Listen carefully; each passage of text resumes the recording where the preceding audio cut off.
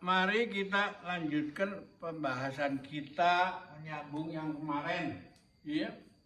Dalam buku itu juga yang kemarin saya sitir, itu ada cerita yang menarik, yaitu tentang seorang petani yang mempunyai kuda kesayangannya yang sudah membantu banyak bekerja semenjak dia muda itu.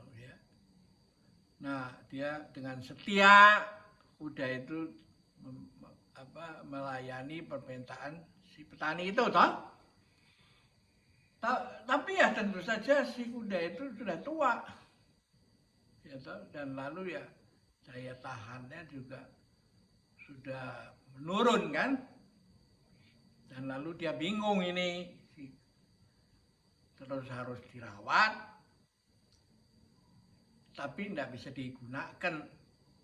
Nah, lalu apa yang terjadi? Dia cari akal, bagaimana caranya membunuh, kan dia juga nggak enak kan, ya kan?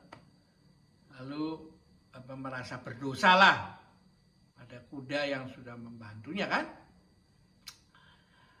Nah, pada suatu hari si kuda itu jalan di tengah sawah atau dia punya pinggir hutan itu kejeblos ke sebuah lubang gitu, dan lubangnya itu tanggung dalam sehingga dia nggak bisa keluar, dan si petani itu sudah nggak bisa ngangkat dia keluar kan. Nah, akhirnya dia bingung, ini gimana ya, ini kalau didiemin ya mati.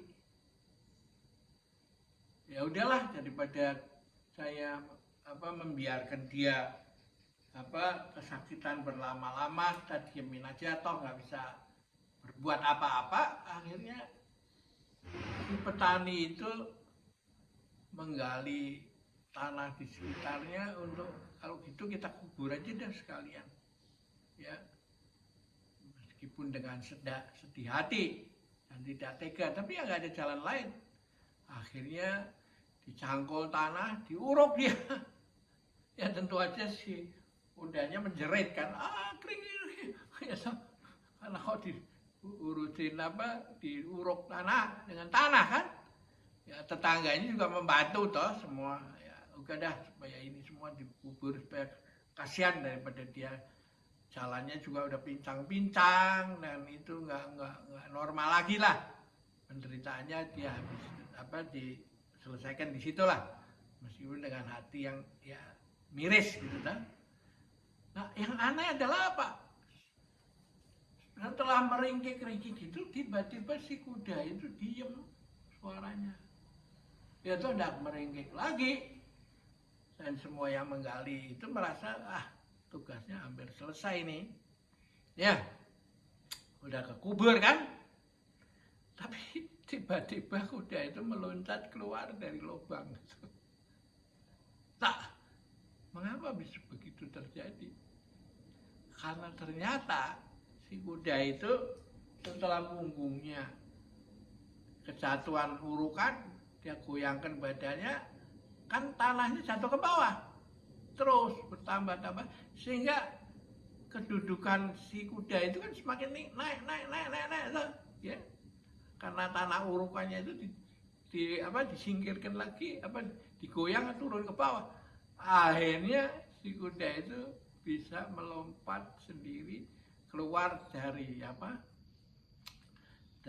lubang itu. Jadi ini kan menurut saya sangat inspiratif kan. Dan kalau ini tidak saya ceritakan, hanya saya tulis, siapa yang membuka di zaman sekarang ini buku itu? Nah, itu kebudayaan lisan ini menjadi semakin penting gitu, ya. Sebenarnya dia yang dulu dianggap kamu belum literat, belum, masih buta huruf, dianggap orang terbelakang, orang nggak berbudaya segala. Sekarang ternyata budaya tulis itu ternyata akhirnya terpaksa harus kembali kepada budaya lisan lagi. Seperti diajarkan oleh para orang bijak di zaman dulu. Ya. Oke, kita akhirin dulu pertemuan kita dan sampai jumpa lagi.